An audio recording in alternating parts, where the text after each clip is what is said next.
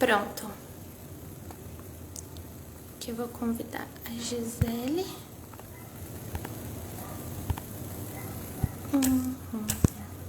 Acho que tá certinho pra gente poder falar.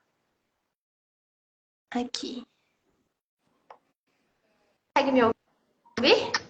Sim, Sim, já tá aparecendo. Tô conseguindo te ouvir e você tá aparecendo certinho pra mim. Gente, não, pra mim não. Agora sim, eu acho. Tá, Ah, é? isso. Vou ficar aqui de óculos que eu sou uma jovem senhora. Ai, perfeita. Então vamos lá. Então, assim, ai, o pessoal que vai entrar. Então, só para repetir aqui, né? Fazer uma contextualização, uma pequena contextualização do que está lá no documentário. E depois vou fazendo um histórico, assim, um pouquinho do histórico, para entrar na questão artística, que eu acho que interessa bastante o pessoal que está aqui. Então vamos lá, gente. Para quem não viu, tá? O documentário, não, o curta, né? Ele parte da narrativa de 3 mulheres militantes negras, que é a Edna Roland, a Jurema Batista e a Sueli Carneiro. E elas falam um pouco dessa experiência delas no movimento negro enquanto mulheres também, né? Porque a gente precisa compreender que mesmo dentro de um espaço, de um movimento social, ele é o reflexo de tudo que acontece na nossa sociedade. Então vai ter o machismo também, né? Assim como nos sindicatos, nos partidos políticos, enfim. Mesmo trazendo esse olhar para o campo progressista ou das esquerdas. Então, o que acontece? Só que elas trazem uma vivência delas fazendo referência a Lélia Gonzalez, né? Para quem não conhece, a Lélia Gonzalez foi uma grande, né? Uma grande representatividade dentro desse contexto, quando ela faz essa intersecção de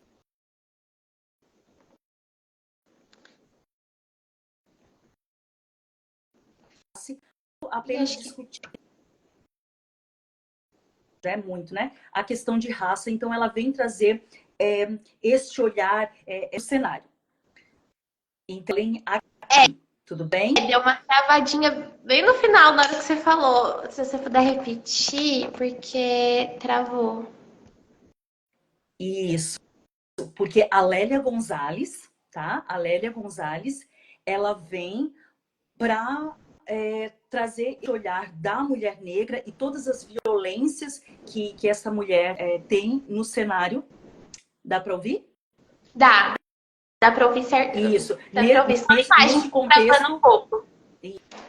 isso, neste contexto de raça e classe. É porque nós estamos em 2 mulheres na live, 2 pessoas na live, daí dá uma pesada, né? Mas basicamente é isso que o curta ele vai trazer, né? Essas 3 narrativas das mulheres e como elas chegaram no movimento negro, tá? Agora eu acho que é interessante a gente pensar assim, ó, porque quando fala do movimento negro unificado de 78, mas a gente pensa assim, o movimento negro como uma única, uma única instituição, vamos colocar assim, mas na verdade nós temos vários diferentes movimentos negros, né, ao longo da história. Quando nós vamos olhar lá desde 1530 e todo esse pré-colonial, colonial, do Império, nós temos esses grandes levantes, toda essa parte revolucionária das pessoas negras, pretas, que vivem neste período. Então, aqui o pessoal, oi Amanda. Então, assim, quando a gente vai pensar, eu particularmente coloco um marco lá na Revolta dos Malês. Não sei se vocês conhecem o que é a revolta que vem em Malê, né?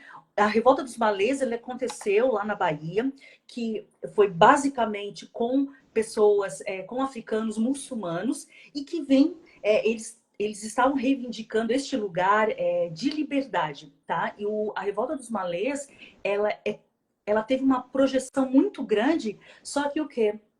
O pessoal ali, essa América Latina, essa elite, essa aristocracia, eles já estavam bem ligados porque um tempo antes já teve a revolta no Haiti, né? A Revolução do Haiti, que foi a primeira e a única que pessoas escravizadas e ex-escravizadas chegaram ao poder, vamos colocar assim, que eles conquistaram Eles foram esses grandes revolucionários, né, os grandes protagonistas.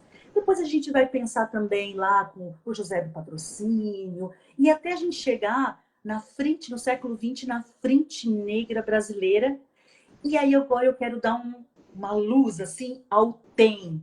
Alguém conhece aqui Teatro Experimental do Negro, que é em 1944, um pouco antes do movimento negro unificado. Alguém conhece aqui? Quem conhece, coloca aqui, tá? Com Abdias do Nascimento. E aí eu vou dizer para vocês, eu faço uma performance da Mercedes Batista, primeira bailarina negra no Teatro Municipal que esteve no TEM. Ah, também a Léa Garcia. Alguém conhece a Léa Garcia? Que morreu há pouco tempo. Né? Essa atriz que participou do Teatro Experimental do Negro. E olha, não é muito falado, porque o Teatro Experimental do Negro, ele tinha uma finalidade da educação, ele alfabetizava principalmente essa classe do operariado, tá? E antes já de Paulo Freire, que foi em 1961. Então, a gente olhar, trazer esse protagonismo, quando eu falo a palavra protagonismo, eu fico um pouco assim, né? Que às vezes tem quando fala-se muito protagonismo, mas essa centralidade nessa intelectualidade, nessa produção do conhecimento negro. Então, pensar no TEM, e aí sim, a gente vem para 1978, porque o que acontece? O que estava acontecendo, gente, em 1978? Alguém aqui se arrisca a colocar qual era o período de 1978? Até tu também, Mari, pode falar. Ditadura militar? Ditadura militar. Então, vamos pensar que o movimento negro unificado, ele acontece ainda no cenário da ditadura militar, tá? Que termina lá em 85, mas começa o quê? Em 64. Só que tem algo muito mais forte ainda, que é o quê? O AI-5, que é o quê? O ato, esse ato constitucional, né? Que vai colocar o período mais sombrio do regime militar, da ditadura, que é o quê? Onde a gente conhece a maioria das torturas, das perseguições, dos assassinatos, né? Dentro desse AI-5. Mas, gente, a gente fala muito do AI-5, mas teve o AI-1, o AI-2, o AI-3, o AI-4, até chegar ao AI-5. Foi uma progressão. O AI-5 foi em 68. Só que olha que curiosidade, quando nasce o movimento negro unificado, porque é o quê? Tinham vários pequenos movimentos, então eles se uniram, e aí lá no curso está dizendo assim, ó, que eu acho que não está explicitado lá, a partir de 3 grandes movimentos nasce o movimento negro unificado. E sabe quais eram esses movimentos? Teve uma perseguição, tá, de um jovem negro. Ele foi assassinado, então esse foi um grande ato, uma ação, né, do governo. Depois teve também um outro jovem que foi preso, acusado de roubar numa feira, um jovem negro, e também outros jovens negros que foram barrados dentro de um clube social. Então, essa violência policial, tudo isso, o que acontece? Ainda mais essa discussão, começaram a discutir, e mais ou menos 2.000 pessoas foram para frente do Teatro Municipal, e ali, nesse grito, nessa denúncia, nasce, em 1978, ali, foi em agosto, o Movimento Negro Unificado, tá?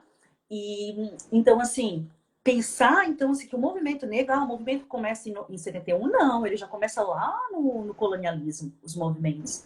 Aí, a partir disso, o movimento, aqui a gente tem mais um marco, tá? Dentro desse movimento. Eu acho que um pouquinho olhar para essa contextualização é isso, Mari, né? Para a gente não pegar este fato isolado. Aí, não sei se tu quer falar aqui também. Não, achei Amanda, Nath. Perfeito o que você trouxe sobre a contextualização, né? Porque já vem de muito, muito, muito antes. E eu achei super importante quando você falou do Abdias Nascimento. Também tem um filme do Projeto que se chama Rio Negro e que ele fala sobre a importância da população negra da construção do Rio de Janeiro. E fala sobre o teatro, fala sobre Abdias Nascimento e muito legal também. E foi ali também que eu conheci. E aí eu comecei a seguir pelo Instagram o museu e tudo mais. E eles estão com uma exposição online do Abdias Nascimento com as obras dele online, assim, sendo exibidas.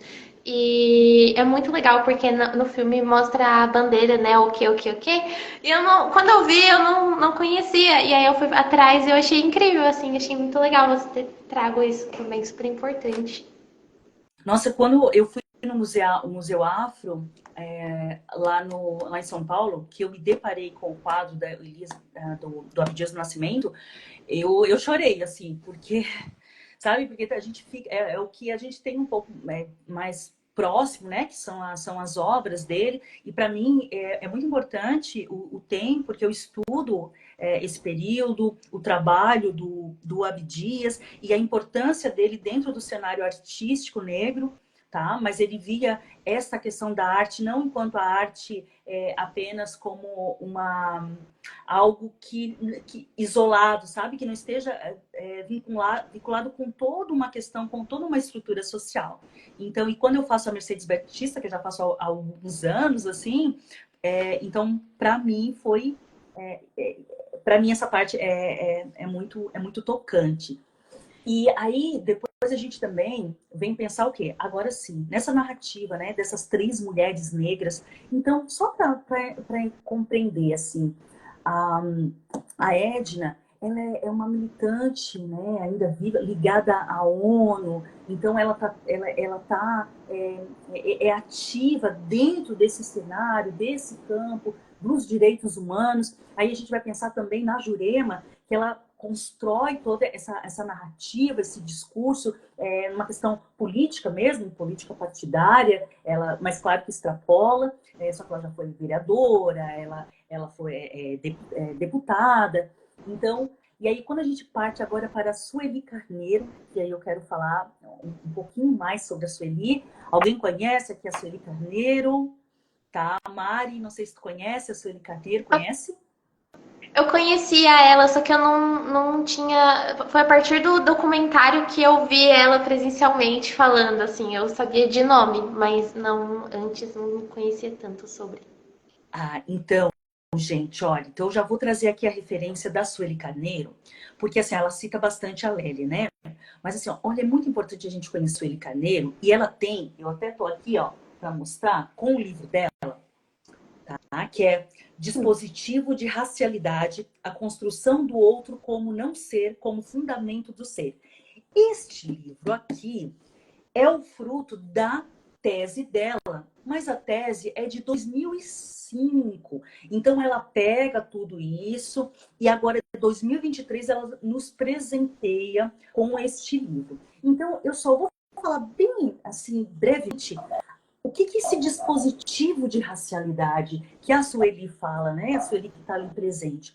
Ela faz um diálogo com Michel Foucault, né? Que o Michel Foucault, ele fala sobre aparelho ideológico, né? Para quem ainda não está muito... o aparelho ideológico, ele vem falar também dessas instituições, ele vem pensar o quê? Quando a gente vai pensar na polícia militar, é um aparelho ideológico, nas universidades, no governo, esses aparelhos ideológicos, eles são compostos de dispositivos. O que é o dispositivo? Daí vai entrar porque assim, para que o poder funcione, porque o Foucault ele fala que o poder ele não está só concentrado no lugar, ele circula. A partir disso, a Sueli, ela pega o quê? O dispositivo. Outra vez semana passada, eu dei uma aula para o ensino médio, e eu disse assim, ó, imaginem uma bomba aqui e a gente vê nos filmes, né, aquele botãozinho, né, que é o que é um dispositivo. E que quem tem, e o que acontece? Esse dispositivo ele também mantém o controle. Imagina, com uma bomba, com aquele botão lá, que esse dispositivo, ele aura esse medo, ele organiza as ações. E alguém tem o poder de manipular esse dispositivo. Então, a gente pensa nisso. Então, nós temos o dispositivo de racialidade, mas nós temos o dispositivo de gênero, nós temos diferentes dispositivos que organizam a sociedade no seu discurso, nas leis, nas decisões. Aí o que acontece? A Sueli, ela pega esse dispositivo de racialidade amplia e discute a partir do Brasil, né? Das questões raciais brasileiras. Então, é muito importante para quem quiser saber um pouquinho mais, porque a gente entende muito do que está sendo, do cenário. Eu, particularmente, que trabalho muito com a escola, e vou lançar um livro agora, até o final do ano, Oratura, que é a oratura, então, aqui falando assim em primeira mão, que a oratura é o quê? É a oralidade acrescida da performance, tá? É a oratura e as relações étnico-raciais na educação. Então, eu falo um pouquinho também sobre esse diálogo da Sueli Carneiro, para a gente entender essa instituição. Então, é isso. Então, essa Sueli que no nosso curta, então, essa mulher que tem essa narrativa muito forte e se viu, e ela diz assim, quando eu crescer, eu quero ser como a Lélia Gonzalez. Essa mulher aí que está discutindo fortemente, tá? Porque vamos pensar, gente, o movimento negro já discutia lá na década de 70 descriminalização do aborto. O movimento negro já discutia o sistema prisional, tá? Então, obrigada, Maia. Obrigada, meu amor. Então, assim, o movimento negro, ele já discutiu. O que a gente está, às vezes, acho que está aqui, né? Reinventando a roda, o movimento negro discutia bem lá atrás. E é bem importante também a gente falar sobre a participação das pautas do movimento negro dentro da Constituição de 88, tá? Por quê? Porque o movimento negro, já porque foi 88, em 86, ele se organiza, né, para fazer a Constituinte e o negro. A Lélia Gonzalez, ela vai lá e fala na Constituinte. O negro começa a pautar diferentes questões que também abrange todas as pessoas pobres para contribuir com a Constituição. Tudo bem? A gente sabe que nem tudo entra e tal, depois a gente vai ver, porque lá na bancada, no dia lá da Constituinte, nós temos apenas 4 pessoas negras na bancada. Inclusive o Paim, que está aí, né? Até hoje, a Benedita da Silva também, tá? Então, só para a gente pensar que o movimento negro, ele tem esse forte... ele é o epicentro das discussões raciais, da questão de classe e também de gênero, quando a Lélia Gonzalez diz assim, peraí, pessoal, peraí. Por quê? A Omarada, dentro do movimento negro, também colocava as mulheres em segundo plano, tá? E a Lélia Gonzalez que começa a dizer, não, peraí, vamos discutir sobre a questão de gênero também, e aí ela começa a fazer toda essa intersecção. É por isso que ela vai inspirando essas outras mulheres que a gente vê no curto, elas entram após, por exemplo, a Sueli, ela nasceu em 1950, a Lélia nasceu acho que em 1931, por ali, sabe? Então, a Lélia, ela inicia toda essa discussão, é por isso que ela é referência para todas, tudo bem? Tô falando demais? Não, continua, tá perfeito. Tô aprendendo muito também, te ouvindo. Então dá, deixa eu ver, eu vou ali aqui o pessoal tá aqui colocando. Gente, se vocês quiserem, assim, alguma pergunta também, podem colocar ali, que eu também vou, a Mari e eu aqui vamos e olha que interessante, né?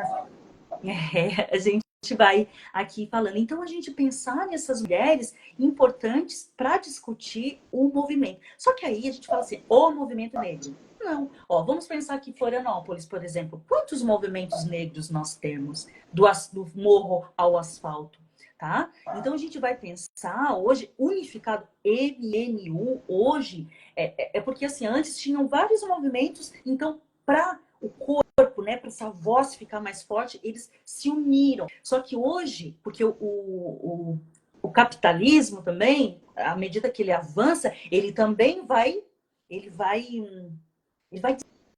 secando, ele vai separando e, querendo ou não, a gente precisa de diferentes movimentos para poder manter o discurso, manter posição. Então, a gente vai olhar aquele movimento negro que está lá no Morro da Caixa, que está lá no Mocotó, que está lá, né, nesses quilombos urbanos, que vai estar lá no Monte Cristo, no Brejaru, na Palhoça, lá em Siderópolis, em Criciúma. São movimentos, nós temos fórum, eu mesmo participo, né?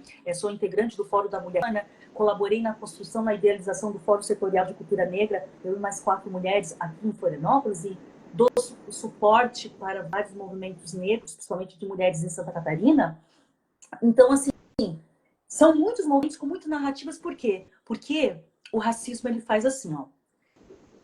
Ele coloca a identidade branca como única e específica, e o negro é todo mundo, ele coletiviza, né? Todo mundo igual. Mas não, nós temos demandas diferentes, nós temos sim uma voz que ela vai, e é uníssona, né? Que a gente fala num grito, mas também nós temos outras especificidades. Principalmente porque também o Brasil, ele é muito grande, e essa questão da cultura, ela é importante para pensar esse contexto. Falando de cultura, quero falar para vocês aqui de uma mulher que quase ninguém fala, e ela está ativa, que é a Helena Teodoro.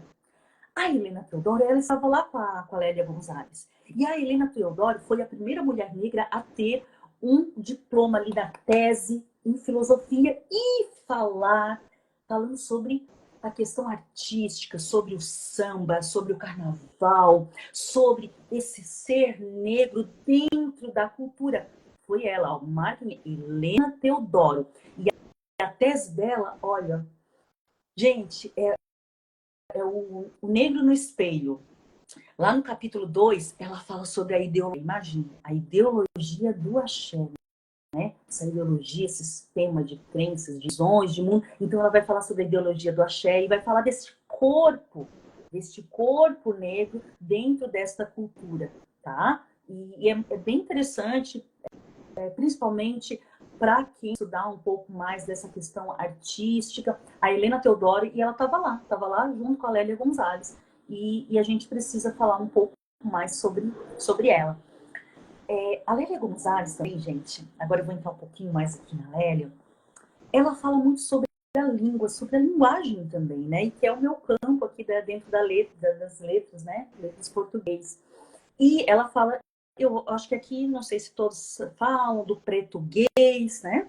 Porque o português e assim, ó, a Lélia, ela não cunhou esse termo, né? A maioria das pessoas pensa que ela cunhou esse termo. Não, esse termo ele já existia, né? Já era falado em África, mas no sentido pejorativo, tá? A Lélia, ela traz esse português. O que ela pega? Ela pega esse termo e ela transforma e traz de uma outra percepção, uma questão mais positiva dessa mistura, né, de línguas africanas com o português, e aí ela traz o português, e aí que a gente conhece e fala aqui muito no contexto brasileiro, tá? Mas ele já era falado nesse contexto colonial. E o que acontece? Presta atenção, e ela fala dessa humanização, né? Só que aí a gente vai pensar que a Helena, que a gente falou agora, também fala dessa humanização deste corpo negro dentro desse cenário. Só que aí a gente vai lá e pensa lá no Frantz Fanon. Eu trouxe Frantz Fanon agora mesmo, porque é muito interessante, porque para ver que essas pessoas de diferentes lugares estão falando, aqui ó, é o livro, este livro aqui, muitos conhecem, outros não. Pele Negras, Máscaras Brancas. Estão vendo aqui? Porque parece que para mim aqui tá mais paradinho. Assim. Travadinho, tá? Mas agora dá pra ver. Isso dá para ver agora, ó. Pele Negras, Máscaras Brancas, do Frantz Fanon. Tá? O Frantz Fanon, africano, ele era psiquiatra. Então, aqui, ó, o livro não é esse aqui, mas o outro, que é o Condenados da Terra, ele traz casos, porque o racismo ele enlouquece, né, gente? Mas aqui, especialmente, ele também vai falando o negro e a linguagem. E olha que interessante, porque ele vai falar também o que as nossas outras intelectuais estão falando. Que é assim, ó, quanto mais, ele diz, né, o antilhano, que ele fala lá do lugar, né, do discurso, que se aproximar do francês, mais humano ele parece. E olha que interessante. Vamos pensar aqui no Brasil? Quanto mais a gente se aproxima da língua padrão, da norma padrão, nossa, muito mais. E aí a gente vem com esse forte, com esse preconceito linguístico. Aí quando a gente vai pensar o quê?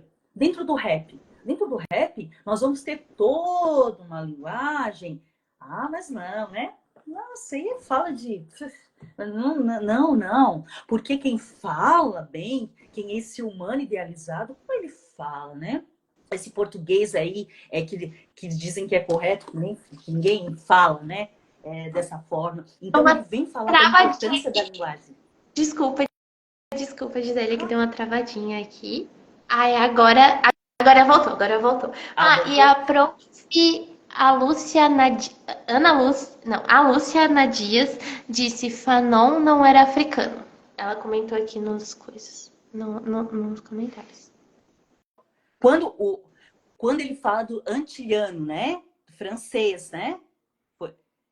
É isso. Foi ela comentou aqui, ó, prof. A Lúcia Dias. Ai, gente, eu não tô conseguindo. Tá travado aqui pra mim. Ixi, será que a internet deve ter caído? Mas eu tô te ouvindo certinho, assim, tá certo? Pra mim. Alô? Ai, gente, não tô. Tá conseguindo me escutar? Qualquer coisa eu abro de novo, não tem problema. Espera. É que tá. Eu quase não. Mari? Oi? Tá conseguindo me escutar? Eu ouvi assim.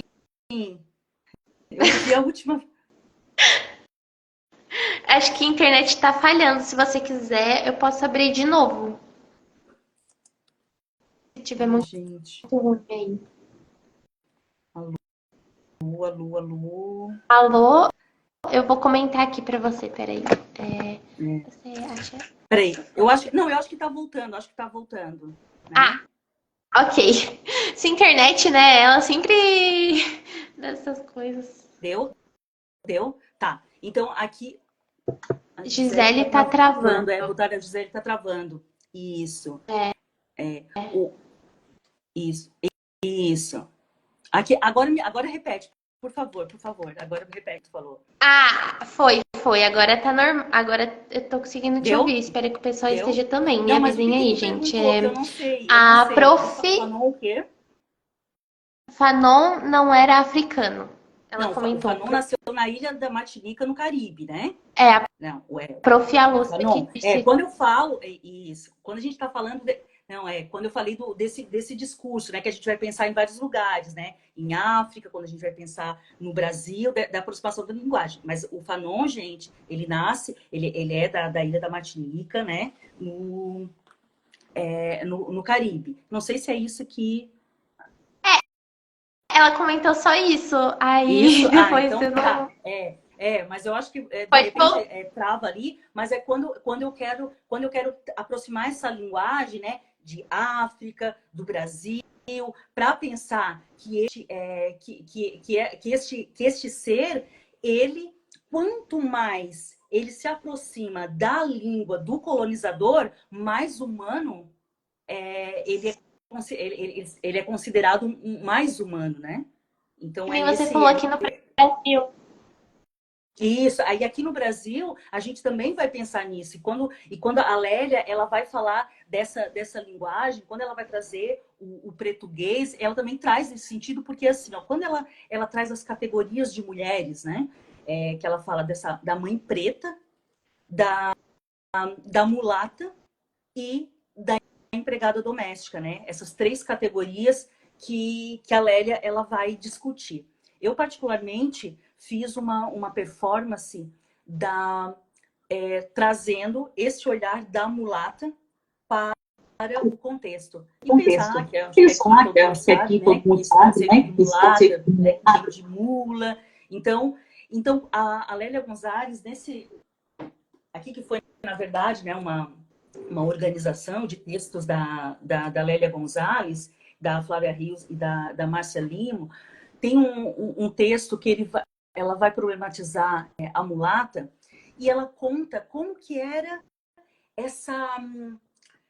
como traziam a mulata, era essa objetificação, mas como essas mulheres, elas viam neste campo uma ascensão, né? Tem uma que ela diz assim, quando ela vai participar lá ela vai ser cooptada, né, para o oba-oba, o oba-oba, né, que vão pegar essas mulheres. Ela diz assim, ó, eu gosto de ser mulata, porque eu sou tratada como uma boneca, parece que eu sou boneca de porcelana, e eu gosto de ser uma boneca de porcelana.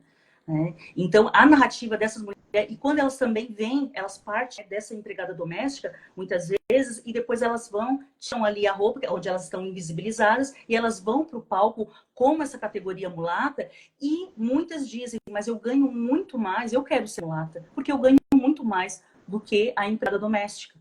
Então, numa performance que eu faço, que é Negra Alegoria, e fala dessa mula, né, tá, né, dessa mulata exportação, que aí eu faço referência ao texto da Elisa Lucinda. Então a gente traz isso, né, essa mulher que está ali limpando o chão, daqui a pouco toca a música, ela se veste de mulata, tá, e vai para o palco. Então, outra coisa que a Lélia traz que é bem importante para pensar essa mulher dentro desse movimento.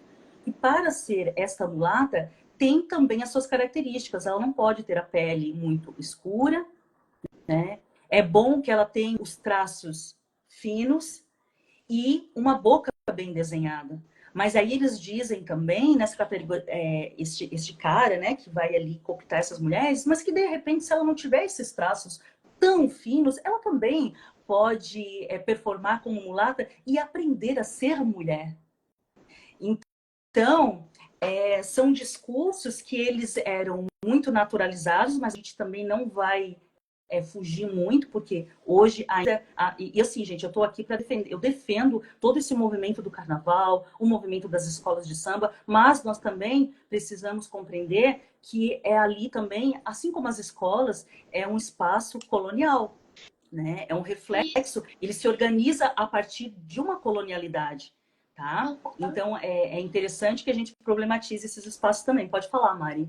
Não, eu acho muito pontual isso que você falou, porque a gente tem uma matéria no meu curso, né, que é sustentabilidade e animação. E a gente estava conversando sobre isso esses tempos, sobre como da questão de projetos, né, e que não são coincidências, são coisas que são planejadas desde a época do colonialismo, todas essas exclusões, todos esses projetos de morte, né, e quando você traz as escolas, eu lembrei agora que teve o Enem, né, que teve o tema do Enem, não sei se está conseguindo me ouvir, do Enem... sobre a dificuldade de trazer sobre a herança africana ancestral nas escolas. E eu queria que você tratasse um pouco disso, porque é bem da sua área, né? Na questão das escolas, com os estudantes, como que você traz essas performances artísticas para trazer todos esses temas. Só deixa eu entender, porque eu estava travando também um pouquinho, porque essa é a partir do tema do Enem, né? É isso. Né? Que você falou, né? A partir do... Isso, da herança africana. Quando a gente vai olhar essa questão, e vimos também o quão que muitos ficaram surpresos, né?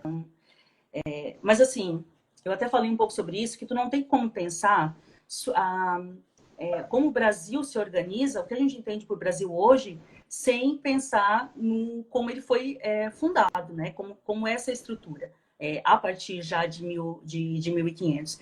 E para poder discutir, muitas vezes a gente também vai discutir pelo lado da estética, e que é importante também. Mas a gente entender como hoje o nosso país se organiza politicamente, economicamente, como a gente vai se organizar culturalmente, é olhar para este período e entender como esses dispositivos, né, como esses aparelhos ideológicos eles operam, quais, até quando a Sueli Carneiro, ela traz na tese dela, ela traz sobre o contrato social, né? E ela fala que esse contrato social, a gente pode pensar hoje, que eu acho que está muito mais disseminado, que é o Pacto da Branquitude, né? da Cida Bento. Então, entre os iguais. Esses pactos, né? Esses contratos, eles fazem o quê?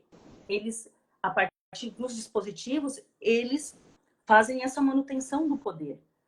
Então, pensar, quando a gente vai estudar este período colonial, e hoje eu estou trabalhando no estado de docência com o ensino médio, justamente, e nós estamos falando, por exemplo, do período do romantismo, que começa em 1936. Se a gente for pensar deste grande fluxo de africanos chegando ao Brasil, que é 30, aí, gente, 1836, não sei se eu falei 1900, 1836. Aí, quando a gente pensa desse fluxo de 30 a 35, aí a gente vai olhar ali e começa o movimento romantismo brasileiro. Só que, assim, nós temos 3 fases dentro do romantismo. E a terceira fase, né, a com Moreira, é justamente para falar, é forte a abolição, essa questão da abolição. E aí a gente vai pensar no Luiz Gama, na Maria Firmina dos Reis, no José do Patrocínio. Só que não é dito, porque a gente só fala de Castro Alves. Até nisso a gente vai, obviamente, que a gente vai trabalhar os outros autores, mas trazer à tona, quando a gente vai falar do vestibular, do Enem, então, se esses jovens lá no ensino médio, normalmente, quando eles vão estudar o romantismo, por exemplo, que começa, que está nessa era colonial, eles não vão estudar Luiz Gama, dificilmente vão Maria Firmino, eles não vão José do Patrocínio, entende? Então, quando tu chega numa redação do Enem, então cabe aos professores, a educação, não estou dizendo, não estou colocando a responsabilidade a nós professores, mas a compreender esse cenário e trazer dentro das fissuras, porque na própria universidade, e tu sabe disso, né, Mari? Quando a gente vai olhar um cronograma, a gente só sai desse cronograma eurocêntrico, quando o professor, ali como indivíduo, que vê seu papel enquanto sujeito, e que faz o quê? E que ele vai tentando driblar isso e trazendo outros autores, tá? Então, olhar para... Aí, então, assim, quando eu vi a redação do Enem, então ele vai trazer o quê? A referência da escola, que eu já trabalhei também com o Samba da Mangueira, né? Então, ele vai trazer ali essa referência. Aí eu vi que alguém falou assim, nossa, mas só tinha os poemas da escravidão. Só que aí, isso é uma interpretação de quem, de fato, não tem uma base um pouco mais sólida sobre a questão da população negra, né? A gente está trabalhando também no ensino médio sobre a questão dos termos preto, pardo, crioulo, mulato, que a gente vai ver nas músicas dos Racionais, por exemplo. Eu iniciei o movimento do romantismo trazendo o negodrama, tá? Por quê? Porque o negodrama, para pensar, né? Ei, senhor de engenho, eu sei quem você é. Desde sempre, quando eles falam, né, ouro e prata, eles já estão falando lá. Eles estão falando dos europeus. Então, mas para isso, para a gente poder interpretar com toda a potência que tem a música de Racionais, por exemplo, Sobrevivendo no Inferno, onde a gente também, né, para quem não está aqui perto de mim, mas olhar para Sobrevivendo no Inferno, o prefácio, que vai falar também desse massacre no Carandiru, são temas extremamente atuais, que se eu não trabalhar lá também no ensino médio, que estão ali prestes para fazer este vestibular, e aí eu coloco sempre o que? Eu trabalho muito a questão também do infantil, eu tenho um livro infanto-juvenil, certo? Então, nesse livro, teve a revisão, teve muitas pessoas que colaboraram, né? Teve a revisão da Jerusa Romão, teve muitas pessoas que colaboraram, mas o Mundo de Oiá, ele foi publicado em 2017, mas hoje ele é ainda muito atual. Ele é muito atual. Nós não temos termos problemáticos. Eu não estou dizendo que a cultura não é estática também, né? A gente vai aprendendo. Mas ele é adotado em diferentes escolas, diversas escolas e núcleos de educação infantil, justamente pela linguagem o quê? Que a gente retira, a gente não coloca o peso da raça nessa criança. Porque muitas vezes a gente vai ver também os professores lá na base da educação infantil e das séries iniciais, e também muitas vezes por falta de conhecimento, ter tido a base dele lá atrás, trazendo a questão da escravidão na educação infantil, já fazendo, né? E não, né? A gente vai ter que preparar essa criança, a gente vai ter que trazer essa parte positiva. Então é por isso que a OIA, gente, a OIA não é essa menina que está ali resolvendo 1000 problemas sobre raça. entende? A questão da cultura, da história, ela vem de uma forma muito mais leve. O racismo, ele não é leve, mas nós temos diferentes formas de trabalhar, e eu trabalho há 22 anos com a questão. E assim, eu, enquanto uma mulher negra, que tenho as minhas vivências, mas também não basta ser uma mulher negra para poder falar sobre questões negras. Eu também estudo, enquanto artista, para a gente poder fazer uma performance de 15 minutos, é uma vida também, né? Uhum. Então, aqui eu não estou ouvindo, enquanto doutor, enquanto isso, eu estou vendo enquanto uma artista que pensa, e como diz a Nina Simone, que reflete esse seu tempo.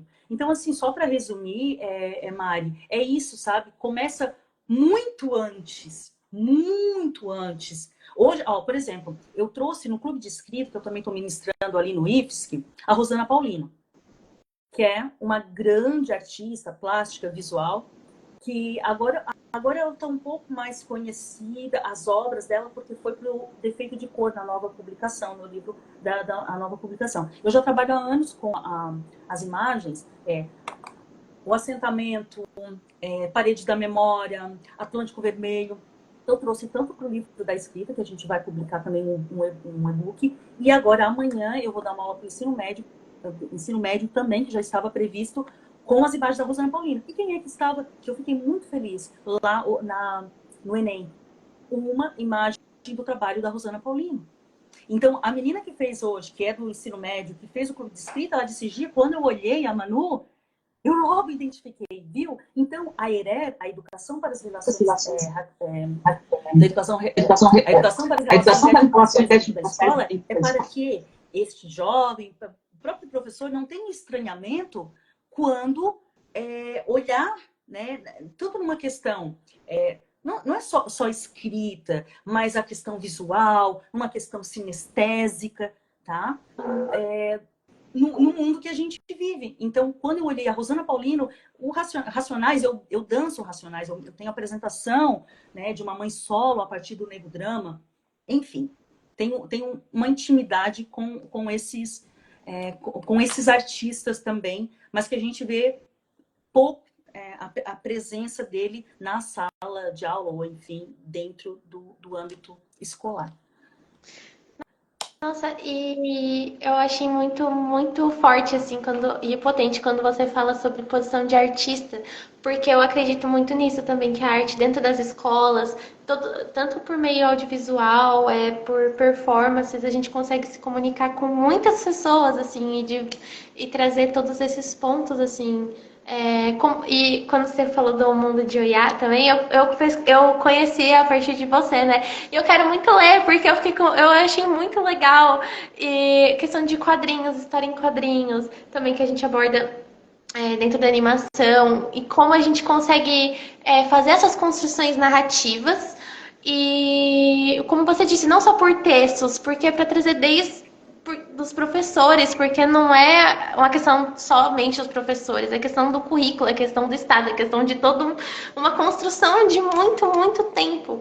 Então, obrigada, eu fiquei muito feliz quando você trouxe a questão da arte, assim, que eu acho que ela é essencial, na verdade, é uma coisa que é natural do ser humano, assim, e é importante ter pessoas potentes, assim, que juntas a gente consegue comunicar e trazer toda essa parte, sabe? Eu fiquei muito feliz. Mari, e eu penso que nós, artistas, agora eu tô falando aqui também de Santa Catarina, tá? A gente também precisa se colocar mais nesse lugar, né? Para poder fazer porque, como eu disse, a nossa intelectualidade, ela é exercida também ali no palco, mas nós temos todo um trabalho de pesquisa e que ele precisa, e até as pessoas que estão chamando para... Eu faço bastante lives, né? Trabalho com palestras, mas assim, nós precisamos mais dos artistas neste lugar aqui. E não apenas para falar, olha, agora eu vim aqui falar do meu livro, agora eu vim falar que é extremamente importante também. Mas como que tu chegou até esse teu livro? Como que tu chegou a essa performance? Com quem que tu dialogou? Com quem que tu conversou, né? O próprio Fanon, eu vou dizer para vocês, assim, né? Quando eu conheço... há muitos anos, tinha uma amiga minha, acadêmica e tal, já estava no doutorado, A gente estava em várias discussões. Daí um dia ela chegou para mim, depois de muito tempo, ela chegou assim, né? E falou: Gi, tu estás pronta para ler Fanon. Daí eu, sabe, tu estás pronta para ler. Depois eu entendi para ela, o que tu estás pronto para ler Fanon? Ah, eu nunca tô pronto. Não, é porque muitas vezes a gente lê algo, um livro, ou vê uma imagem, e às vezes a gente não consegue extrair, né, tudo aquilo. E eu entendi o que ela quis dizer, né, que as minhas vivências e a minha discussão, eu estaria, naquele diálogo, eu conseguiria, de fato, trazer muito para o meu trabalho. E assim eu fui fazendo essa incursão, e depois com Paulina Chiziane, bebendo muito, né, dessa autora africana, mas eu também trago assim, gente, ó, tenho muitas referências assim, mas eu trago esse lugar, e quando eu trago a oratura neste novo livro, mesmo sendo um termo que ele é cunhado no contexto africano, mas trazer essa arte afro-brasileira. Por quê? Porque tem toda uma questão de cultura, de território, de língua, de linguagem, desse corpo que se movimenta neste território, né? Então, eu não sou uma mulher negra africana, eu sou uma mulher afro-brasileira, eu sou uma mulher deste contexto, deste tempo. Como é que eu faço esse diálogo? Esse diálogo, claro, trazendo toda essa questão da ancestralidade. Para eu poder fazer o livro, eu também trouxe uma narrativa de um Ogã respeitadíssimo e um artista que trabalha comigo há muitos anos, que é o Ricardo Alexandre. Então, ele veio dizer, dentro do candomblé de Queto, os Itã, né, que não tem Itã, é história, o conto, né, não tem ele em plural, né? Itã de Oiá, Itã de Ogum, Itã de Oxum, né? Como que acontece? A oratura, ela tá ali. Porque a oratura, que é essa oralidade acrescida da performance, quando tu vai fazer um ponto, ou tu vai fazer toda a ritualística para uma entrada de Ogum, por exemplo, tu vai utilizar do canto, tu vai utilizar da dança, tu vai utilizar de toda a indumentária. Isto é a oratura, né? Então, para mim, então ele vem, e aí a gente coloca muito, a gente vai olhar na questão da lenda. A lenda, eu realmente assim tenho alguns problemas quando alguém traz essa folclorização, né? Por que a serpente conversando em Gênesis com a Eva é uma história? E por que uma entrada de Ogum ou de Oiá é uma lenda? Por que é uma história indígena ou uma história negra? Ah, vamos contar uma lenda. Mas a serpente falando com ela é. Então, porque daí eles recorrem ao quê? A esse enquadramento sapiensal, né? Eu vou à Bíblia, sabe? Eu gosto muito. Enfim, tem muita coisa para pensar. Mas o artista, eu acho isso. Eu conheço os artistas que estão, ou produtores de arte comigo. Eu fico pensando, nossa, tem poucos espaços para os artistas falarem a partir do seu processo, né? Mas eu também tenho uma crítica também a fazer, né? Eu estou na defesa e também a gente também precisa sair do nosso lugar também, porque esse egocentrismo também, né? A minha arte, o meu processo, meu, né? Qual é o diálogo que eu estou fazendo? Eu não estou dizendo que ninguém é arte, quando ela tem uma função, ela já não é mais arte.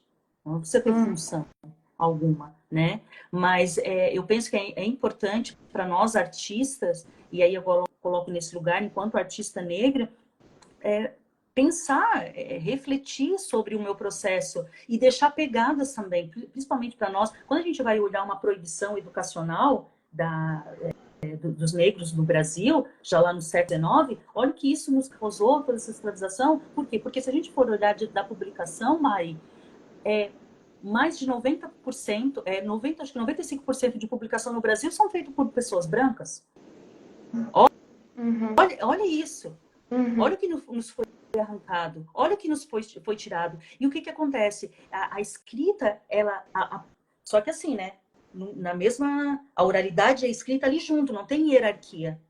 Não tem hierarquia. Porque coloca-se sempre a oralidade para as pessoas negras, né, neste campo de, nossa, ali não tem nenhuma epistemologia, ali, sabe? Coloca Sim. a oralidade lá embaixo. Não, as duas estão aqui, Uhum. tá? As duas são importantes. Nós estamos aqui presentes, aqui ainda, em razão da oralidade. Mas a escrita, ela faz o quê? Ela deixa passos, ela deixa marcas. Eu falo para as minhas amigas assim, ó, eu vou escrever aqui algumas coisas, vou deixar aqui para quando eu morrer, vocês não precisam ficar assim, procurando as coisinhas para poder fazer uma organização. Daí eles começam a rir. Mas eu acho importante, porque assim, para quem que eu estou falando? Hoje, eu não estou falando para doutores, e que eu acho muito importante esse lugar também, né? Que já é muito caro. Hoje, mas eu estou falando para quem? Para esses jovens, para essas crianças, para as professoras que estão ali na educação básica, que também muitas vezes não tem o tempo, eu não vou ficar aqui falando muito sobre isso, a gente sabe o que o professor passa dentro ali, desse espaço, então eu gosto de falar com essas pessoas, e muitas vezes a gente fica muito... Porque a academia, né, Mari, tu sabe, ela também é uma máquina de moer gente, de moer cérebro. Uhum. Ela faz a gente pensar assim, ó, o quê? Eu não sei pensar. Por que eu tô fazendo? Mas eu sei pensar, eu não tô conseguindo. Por que ele tá conseguindo, ela tá conseguindo e eu não tô conseguindo? Sabe? Parar e falar, ei! Sabe? Mas e se eu for escrever? E será que alguém vai, sabe? Não, escreva, escreva, escreva, fale. Sim, sabe? sim. Então, eu penso muito... Eu fico sempre numa linha tênue, tá? Eu tenho muitas personagens que elas estão na beira da loucura. E na loucura, tanto numa questão patológica, e é patológica mesmo, né? Conversei até a minha amiga psicóloga, ela disse, não, nessa questão mesmo patológica, quanto nessa loucura que a gente precisa para viver. Né? Essa loucura também. Mas eu trago muito essa questão dessa que tu fica com a síndrome de gaslight, né? Que é essa ideia que apaga e acende a luz, essa manipulação, porque a democracia racial também é essa manipulação. Nossa, eu não falei, não falei. Entende? Então, também esse apagar de luzes e acender, apagar e acender. A Sueli Carneiro, ela disse que o epistemicídio, né, que essa morte, que essa questão a morte do conhecimento, esse assassinato, a evasão escolar também é o epistemicídio.